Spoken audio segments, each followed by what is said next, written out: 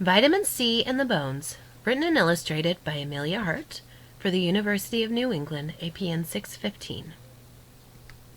Hi, I'm an orange. I'm a great source of vitamin C. Some other excellent sources of vitamin C are my buddies, strawberry, pepper, and Brussels sprout. Vitamin C is an essential vitamin. It's essential because it cannot be made in the body and must be eaten. Just 10 milligrams per day is enough to ward off scurvy. Recommended daily amounts are 90 milligrams per day for males and 75 milligrams per day for females. That's just about one serving. Vitamin C is best absorbed when taking 200 milligrams at a time, but a person can take up to 1,000 milligrams per day with no adverse effects. Up to 2,000 milligrams per day is considered safe. Deficiencies in vitamin C present as problems with skin and gums, such as poor wound healing or swelling, blood vessels like hemorrhaging or bruising, and the bones like brittleness or pore formation.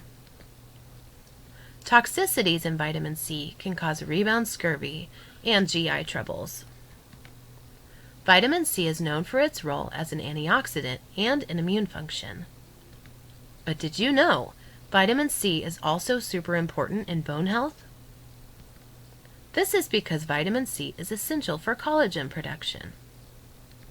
Collagen is the main component of connective tissue in the body, including the bones.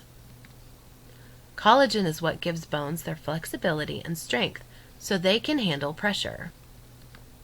Vitamin C is a cofactor for the enzymes used in collagen production, prolyl hydroxylase and lysyl hydroxylase.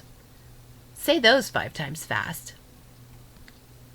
Without adequate collagen, what's left in the bones are mostly minerals like calcium and phosphorus, which means bones are fragile and can break easily.